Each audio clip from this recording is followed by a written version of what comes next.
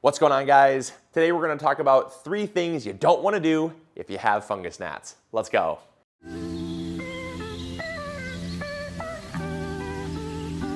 you already have fungus gnats. Obviously you want to control and prevent them. In this episode, we're going to talk about 3 ways that you shouldn't be controlling and preventing them because ultimately they're not going to work. You're going to end up wasting time, money, resources, and even possibly killing your plants. So this episode is really merely helping you to know what not to do based on stuff that we see a lot of gardeners doing and making mistakes. So this episode is for that. If you want to learn how to control them though, and you want to find some very reliable ways to control them, we just did a video, hence why we're doing this one, is we just did a video on 4 ways that are very reliable at controlling fungus gnats. So go check that video out, but watch this one first. Don't leave yet, just after. So the first thing that I don't want you to do is to reach for diatomaceous earth. Diatomaceous earth is very effective at controlling insects. Things like ants, things like beetles, Japanese beetles, cucumber beetles, very, very effective. What makes diatomaceous earth effective for those insects is they have a hard exoskeleton. What happens is the diatomaceous earth is a finely ground diatom. It's basically, essentially like a fossil. They grind that fossil down and they make it really, really fine. So fine that it's basically a soft powder. But to an insect with a hard exoskeleton, it's not a fine powder. To us, feels just like basically like powdered sugar essentially. But to them, it feels like glass underneath their skin. And it forces them to molt and to essentially shed their skin. And if they can't shed their skin more than once, what happens is they shed their skin and they ultimately die. And so what happens is those insects die. What happens if you spray down if you take your diatomaceous earth and you dust down your plants like this, well, they're gonna laugh at you. And that's because fungus gnats don't have a hard exoskeleton. They're not even affected by it. The larvae are the real problem and they're down in the soil. So all you're doing is you're spraying these adults. The adults are laughing at you, then they lay the eggs in the soil and the larva is laughing at you. So ultimately, all you're doing is you're basically putting on a comedy show for them and you're wasting a bunch of money. Second control method that I see a lot of gardeners using that I don't want you to use is cinnamon. Cinnamon does not work at controlling fungus gnats. A lot of people turn to cinnamon because yes, it does have antifungal and antimicrobial properties. However, cinnamon, when used on top of the soil, can actually cause a lot of damage. Now I know this is a contentious thing and my job is not to necessarily be everybody's buddy and tell you what you want to hear. I want to tell you stuff that's going to help you become a better gardener.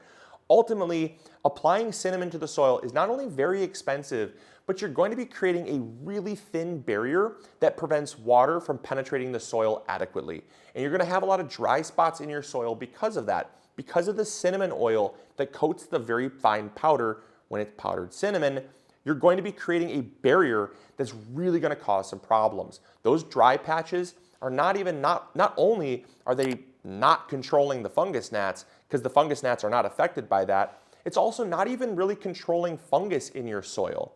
A lot of people make the mistake of assuming that adding cinnamon to the top of their soil is going to be effective at controlling things like damping off or powdery mildew or other problems that happen on their soil, when in reality, it's not the case because most of those problems happen deep down in the soil where they're staying damp for a long period of time, not the surface of the soil. That's often just the tip of the iceberg.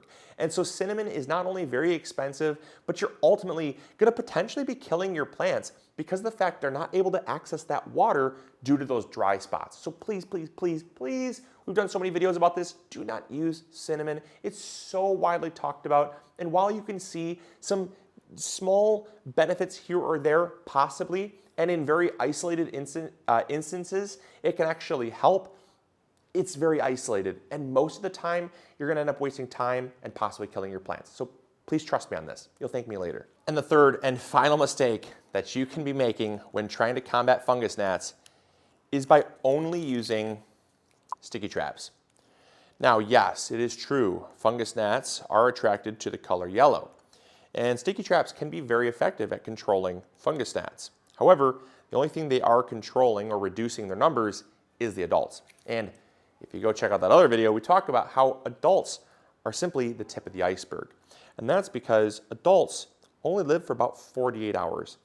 And then what they're doing is they're mating, And then from there, they're laying eggs in the soil. And again, that's where the real problem occurs. See all the fungus gnats that are flying around in the air or flying around these plants? They're just annoying. They don't actually do anything. The adults are not eating these leaves. They're not doing anything other than flying in your eyes, flying around the plants, and just being a general nuisance. And so when you stick these sticky traps into the soil, they can be very effective at controlling the adults. The downside is that you're only controlling the adults. You're not actually controlling the whole problem. And so oftentimes you're spending a lot of money putting these sticky traps out. And yes, obviously less adults means less eggs. But when one female adult fungus gnat can lay up to 500 eggs, the problem, as you can see, is not collecting 1 or 2 or even 100 fungus gnats. It's getting all of them or stopping the cycle entirely. And so while you can limit their numbers, you're really going to be kind of just fighting a ghost. You're just punching the air and you're not really getting anywhere.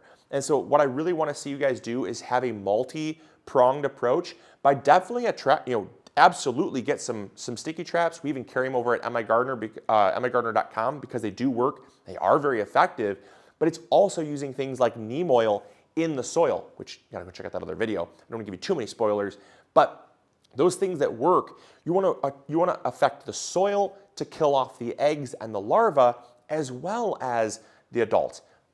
A multi-pronged approach is the best defense against fungus gnats. If you control one and not the other, you're ultimately never going to fully stop that cycle, and somewhere along the line they're going to hatch or they're going to lay eggs or one or the other, and you're going to have some problems. So that's the third and final thing, because I just see way too many people simply saying, well, just put out some sticky traps. But I know for a fact that is never going to stop the problem. So I hope you guys enjoyed. I hope you all learned something new. I know this was a shorter episode, but not every episode has to be 10, 12 minutes. So if you did enjoy, make sure to hit that like button. Share it with a friend or someone on a gardening group that's been complaining about fungus gnats. I think this video will help them as well. And also, if you have any other tips on how you've controlled fungus gnats, let me know in the comments box down below, and let's learn together. So as always, hope you guys enjoyed. If you did, make sure to hit that subscribe button, and we'll catch you all on the next episode. As always, grow bigger. Bye.